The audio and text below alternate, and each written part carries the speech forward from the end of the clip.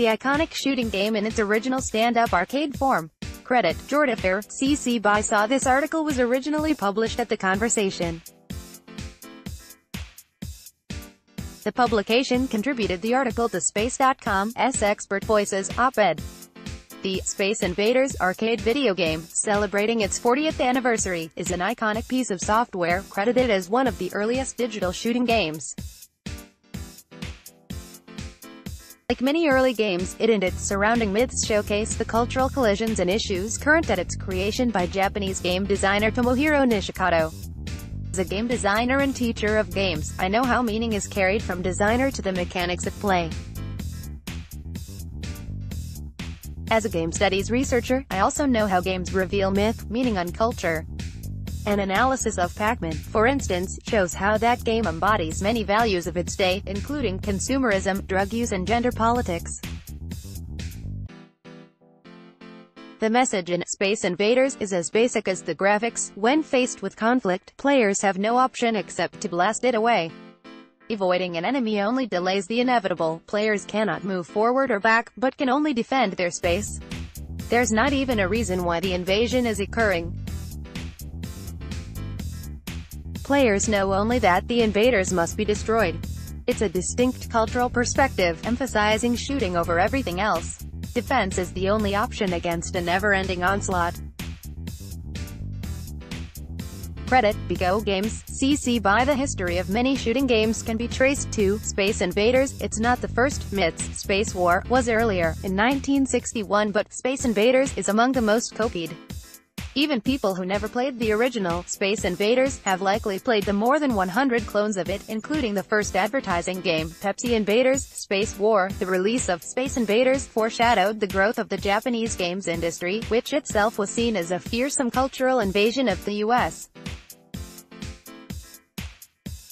by Japan. The tension was expressed in popular media as a defense of American individualism against the power and efficacy of Japanese collectivism in corporate culture.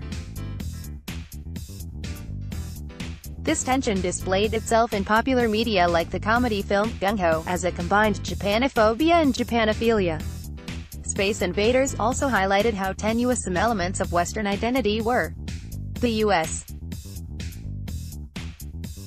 had built its sense of self on being the greatest but was being challenged by Japanese economic growth.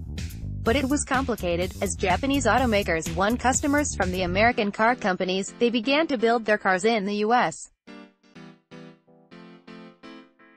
So were they Japanese or American cars? A game of Space Invaders, in the same way, if the American game maker Atari's biggest hit was a Japanese-made game, how American was Atari's success? In any case, millions of U.S. consumers bought the Atari 2600 game system to be able to play the hit arcade game, Space Invaders, at home. 5 years later, in 1983, the games industry crumbled in large part because American-made games were not interesting and too similar to each other. In 1985, the Japanese-made Nintendo Entertainment System ushered in a new era of home console play. That continued the challenge to the American identity. U.S. companies failed to innovate and lead, and a Japanese company filled the innovation void. Space Invaders also has collected some myths around it, which reveal more about society than about the game itself.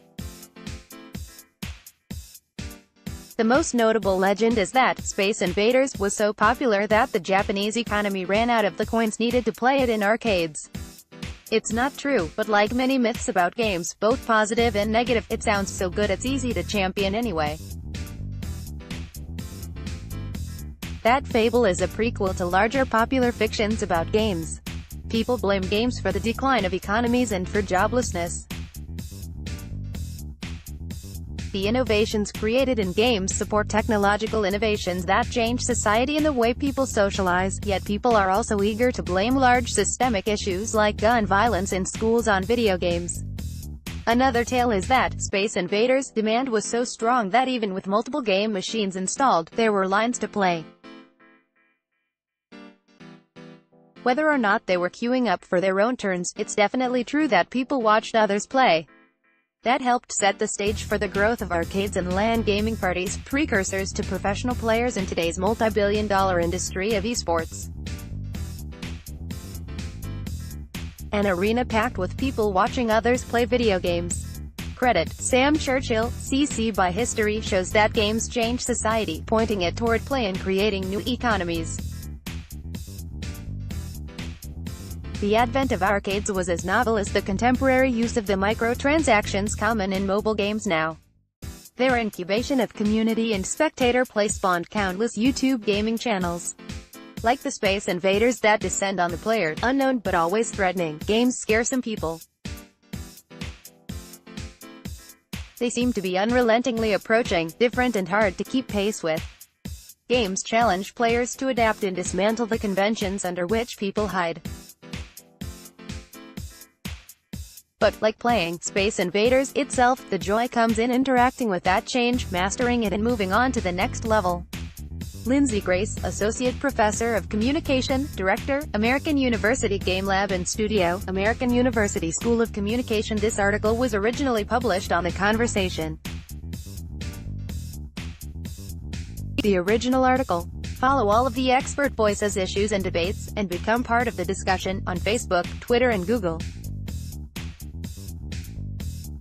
The views expressed are those of the author and do not necessarily reflect the views of the publisher. This version of the article was originally published on Space.com.